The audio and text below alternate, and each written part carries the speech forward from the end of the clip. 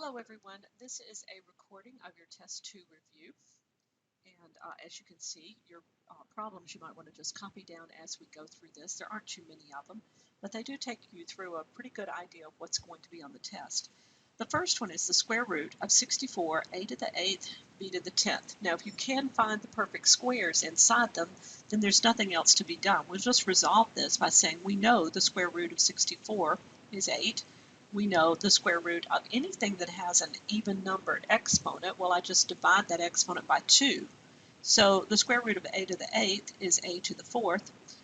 B to the 10th, also an even number exponent. All I have to do is divide it by 2, and the square root is b to the 5th. So I can resolve this, and nothing is left under the radical sign. It is a to the 4th, b to the 5th.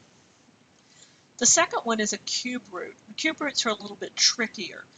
With square roots, we can't really find the square root of a negative number, but we can find the cube root because remember, a negative times another negative would give us a negative. So I know the cube root of 27 is 3. So I know the cube root of negative 27 would be negative 3.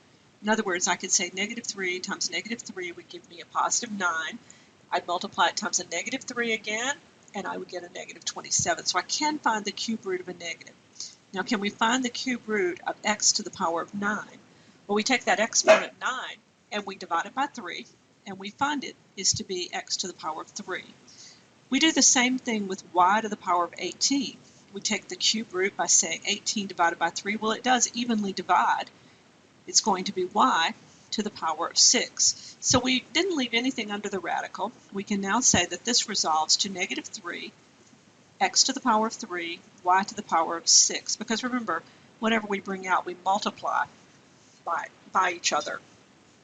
Now, number 3 takes us getting the square root of a fraction. And the best thing to do, if you can simplify it under the radical sign, you can go ahead and do that. I could say, well, I know that 9 goes into 81. If I divide both of these by 9, I'll have a 1 and I'll have a 9 here. So I've reduced my fraction.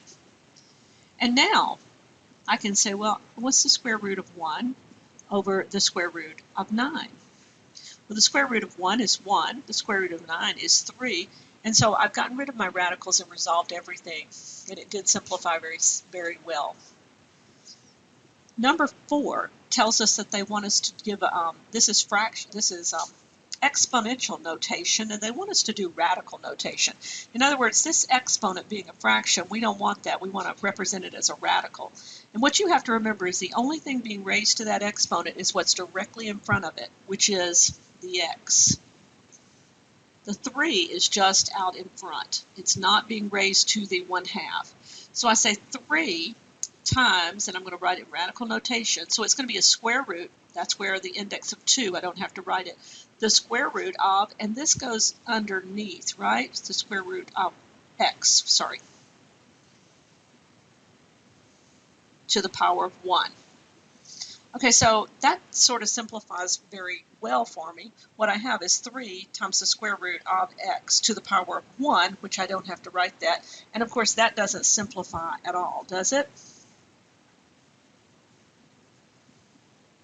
Okay, the next one, number 5, is saying everything inside parentheses is now being raised to the power of 1/2. In other words, we're taking square roots of these items. So I'm really saying I want the square root of everything in there, which is 16x to the 10th. Now, how did I know it was a square root? Well, this index, this becomes the index of the radical. This becomes the exponent. Everything would be raised to the power of 1. I don't have to say that. And I don't have to put the 2 because we just say square roots. We know that that's a square root if there's no index there. Now I can take the perfect squares. Well, there's one. And here's another one. And I have 4x to the 5th.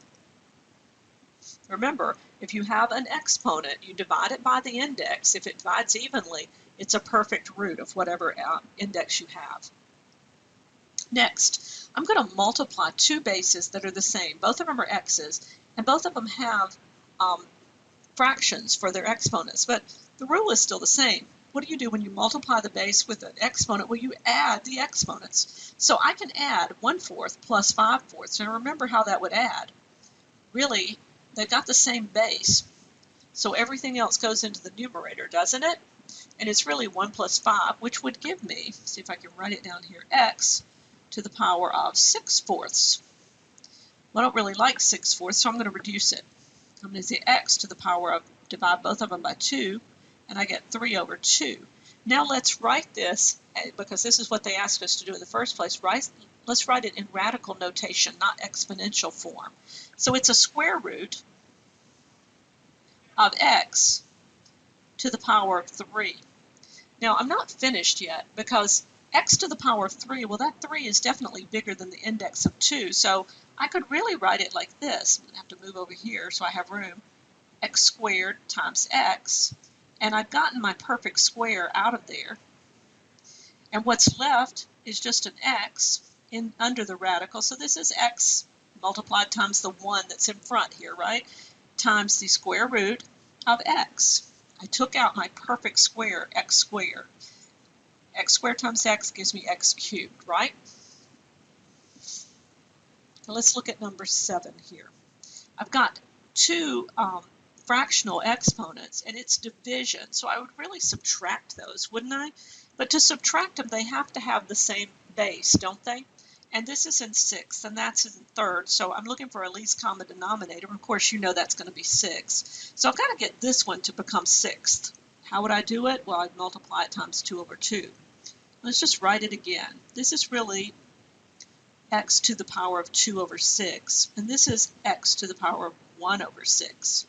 Now you can see that I'm going to subtract my exponents. I would say 2/6 minus 1/6. Well, that's just going to give me 1/6, and where do I leave it? Well, I leave it up in the numerator because that's where my biggest exponent was. So this is really x to the power of 1/6. Now I'm ready to write it in radical notation now, and I said this is a root. X to the power of what? Well, 1. But what root is it? Well, it's right here. The index is 6. The denominator is your index. Next, let's look at number 8. It's got a bunch of things that we might be able to simplify before we do anything else, and that's one way to do it. So I'm going to look at it and I'm going to say, okay, 5/4 does not simplify, but x to the 4th over x squared would simplify. So before I do anything else, I'm going to kind of reduce that.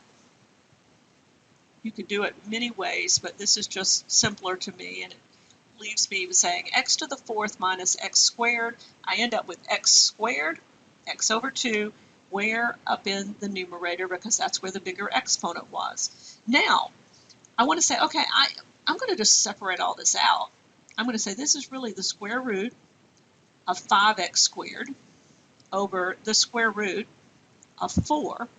I know the square root of 4 is 2, so I've already got that one. I know, I'll have to go up here and do it. I know the square root of x squared is x, but there's nothing I can do about the square root of 5. So I'm going to bring these out front, and I'm going to say x times the square root of 5 over 2 is how it's going to reduce. Now, that could have reduced many ways. You could have taken it and broke them into radicals. You should have broken them into radicals, so 2 separate radicals first, and simplified those. You would have come out with the same answer. If you didn't see that they reduced, you're okay. You just keep going, do the next step, and you should get there. Next, I've got 50x to the power of 7, and they want me to take the square root. Well, 50 is not a perfect square, but 25 is, and I know that 50 will break down, factor, into 25 times 2. So I'm going to do it like this. I'll write it a different way for you. I'm going to write it as 25 times 2 times, now that's not a perfect square either because it's not even, but the biggest even number that's underneath, under a 7, is a 6. So I know that's a perfect square. What's left over is just x to the power of 1, isn't it? So now I'm going to find my perfect squares. Well, there's one. And here's another one. When I bring them out, I'm just figuring out what they'll be. This would be 6 divided by 2, and this is what's left under the radical. I'll circle it so I don't lose it. When I come over here, I know these have to be multiplied together and written out front. So this is 5x cubed. And it's multiplied times what's under the radical, 2x. Next, I've got the two separate radicals, fractions, and I might be able to combine them and reduce them. And so I think I'll try that. I think I'll say, let's combine them and say this is really, since they're both square roots, I can do this over x and y. And now, can I reduce that and make them whole numbers? In other words, I can get rid of it being a fraction. So this is x to the power of 1 when I say, and it's all going to be under the radical when we finish with it, right? So I say x to the 5th minus x to the 1st, I get x to the 4th up here in the numerator. When I say y to the 8th, 8 minus 1, I get y to the 7th up here in the numerator. And I don't have a denominator, so I've really just got the square root of x to the 4th, y to the 7th, and if I wanted to put over 1, I could, but you see how that's not necessary, right? So now, can I take the square root of x to the 4th? I can. It's a perfect square. It's x squared. What about y to the 7th? Well, let's rewrite the thing. Let's say we want the square root of x to the 4th, which we know we have, and y to the, what's the biggest square root? Well, it'll be y to the 6th times y. That's what's left over. Perfect square, divide the exponent by 2. Perfect square, divide the exponent by 2. And this one is we're stuck with. So what do we come up with down here? Well, I've got what's going to go out front, x squared, y cubed, times, I couldn't get rid of my radical completely. What's left under it? Square root of y.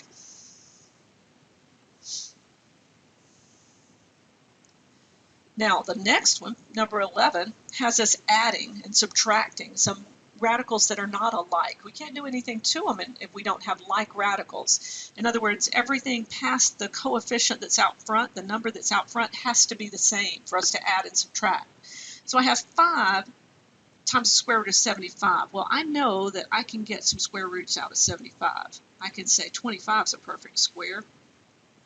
If you didn't know how to do this, of course, you would break it down to primes, and you would find that 75 broke down to 5 times 5 times 3. But I just know 25 because I'm dealing with quarters, right? What's the square root of 25? Well, it's 5. Let's go ahead and do this next one. Then I have 3 times, well, there's a perfect square in there. Anytime I can find quarters in something, I know I have the square root. I have 25, right? And when I bring out that perfect square, it's another 5, isn't it? And then over here, I've got 48. Now, I'm not as familiar. Let's just say I don't know what the perfect squares are. I know 4 is in there. 4 is a perfect square. Let's just factor 48. I got one perfect square I know of. It's 4. 4 times 12 gives me 48. Well, there's another perfect square inside 12. It's 4, isn't it? 4 times 3. Now, I can look at it like this. And you can do this all the time if you want to, until you start seeing the perfect squares. Anytime I have two numbers that are the same, I have this perfect square. It would have been 16, right?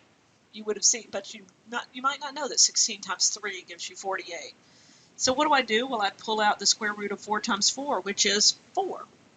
Now what do I have? Well, I have 5 out front already, times the 5 that I pulled out, and that gives me 25, times the square root of 3, minus, don't forget what we're doing here, 3 times the square that I pulled out, the square root I pulled out, which is going to give me 15, times the square root of 2.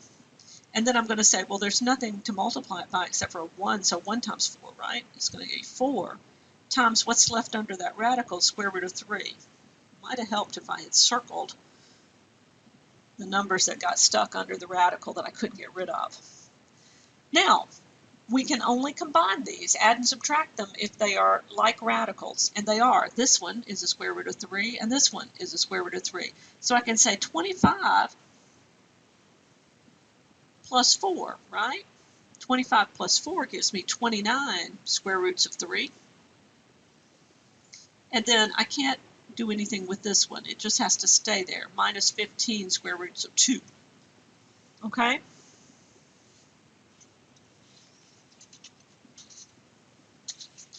Take a second. I'm going to go to the second page here.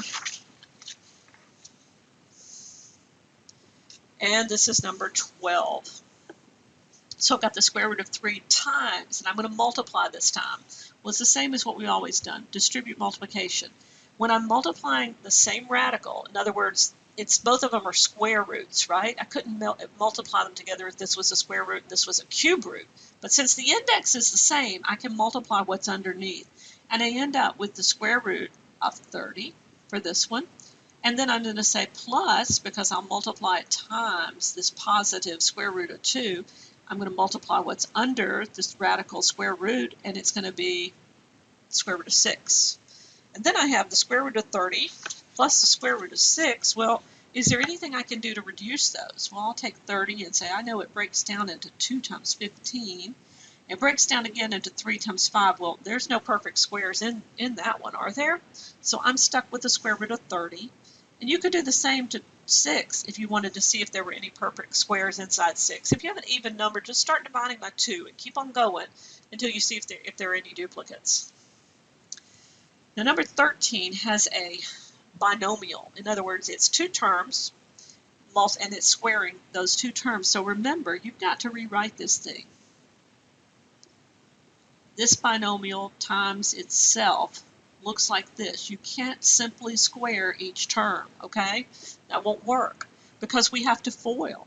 We have to say square root of 3 times the square root of 3. Well, anytime you're multiplying square roots times each other, all you end up with was what's under the radical. That works for square roots. Wouldn't exactly work for cube roots, but for square roots, we're good there, okay? Next, let's do an outside. Square root of 3 times x. Well, that's going to give us, and you can write this any way you want it, I guess, but it's going to give us the square root of 3 times x. And then we're going to do inside another square root of 3 times x. And you try to write them together so that you can see that those are identical, right? And then you're going to say the last terms, x times x, x squared. Since everything was added, plus signs, positive, we didn't have to worry about the signs changing on us. But I do have 3 plus, and these two are the same, aren't they? And how do I know they're the same? Because they're identical. They have a coefficient of 1 out front. It's understood. So I have 1 square root of 3x plus 1 square root of 3x. Well, what does that give me? It gives me 2 of them. What? 2 what? Square root of 3x's, right?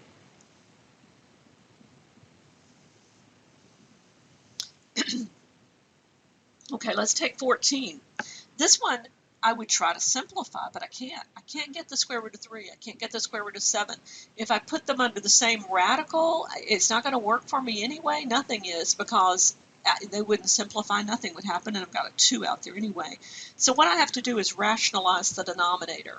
In other words, I need to multiply it times itself so that I can get rid of that square root. If I multiply the denominator by something, I have to multiply the numerator by the same thing. And the next thing I do is say, okay, let's fix the denominator. Square root of 3 times the square root of 3 gives me plain old 3. Yep, no more radicals in the denominator. And that's the goal here. Next, I can multiply these radicals, and I end up with 2 times the square root of 21. Now, does it reduce? Well, no, this is not 21. This is the square root of 21, so it can't reduce with a 3. This 3 cannot reduce with a 2. So basically, that's its final form. But I got rid of the radical in the denominator. That's called rationalizing the denominator. Okay, look at this one. I have no way to reduce them. I'm going to try splitting them into 2 radicals and see what happens.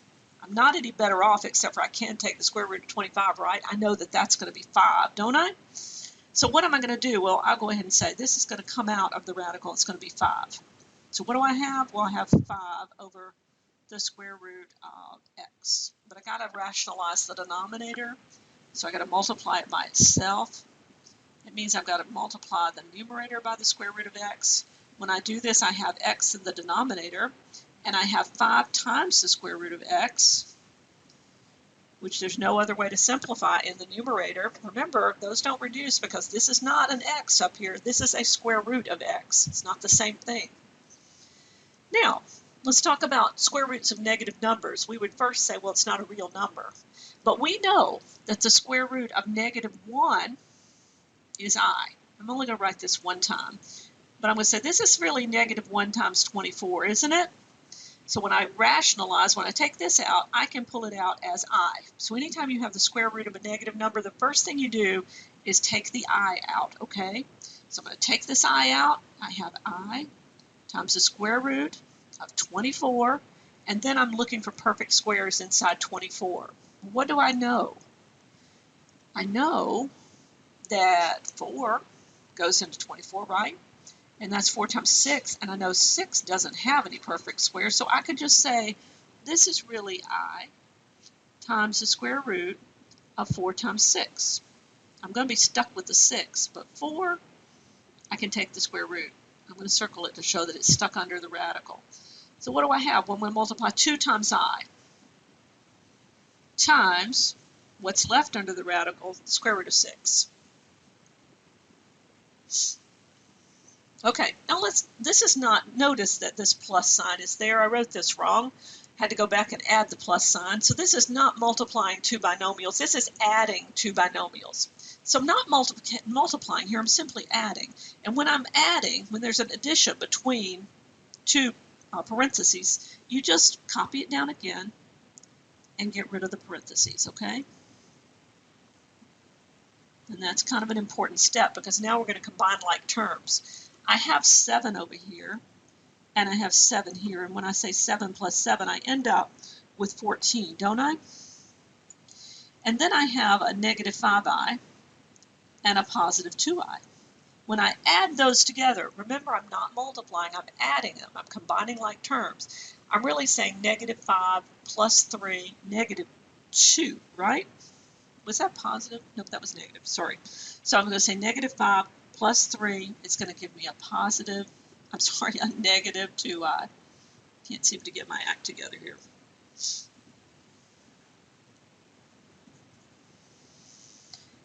All right, let's look at the next one.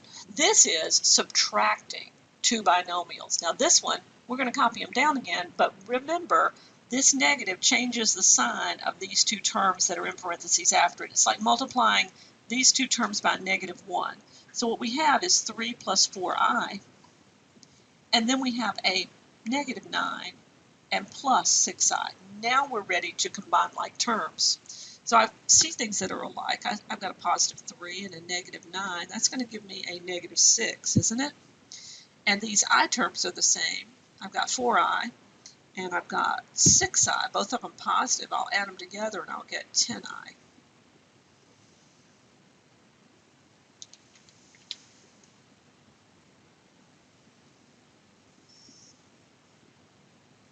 Next, let's look at these last two problems. I'm going to distribute multiplication. This time I'm multiplying both of these by 7i. Well, that's a little tricky because I times I gives me I squared, and remember, I squared is equal to negative 1, okay? That's just something you got to know, okay? So going into this, I'm going to 7i times 6. Well, that's going to give me 42i, isn't it?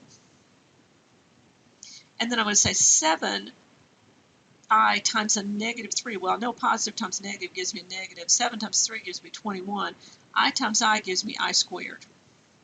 And automatically I know I've got to rewrite this I squared as a negative 1. So what is it? It's 42i minus 21 times negative 1. Well, that's going to be 42i plus 21. Next, let's do FOIL with this one. I'm going to say 8 times 7, okay, and that's going to give me my 56. And then I'm going to say outside 8 times I. That's going to give me 8i. Inside 4i times 7, 28i. And last terms, 4i times I, 4i squared. Okay, automatically, I know I squared is negative 1, isn't it? You can write it up above it if you want to. You can sort of scratch that out and say this is really plus 4 times negative 1, right?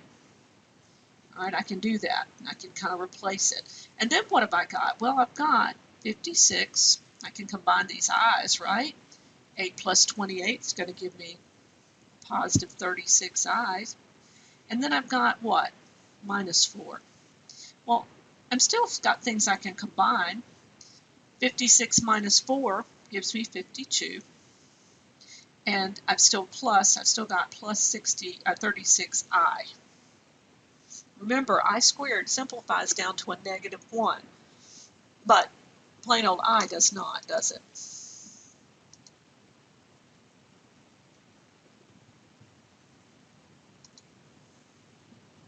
All right, this is the end of your video. I hope that you're able to hear me still because my camera is cutting out. But hopefully this will help you as you prepare for the test.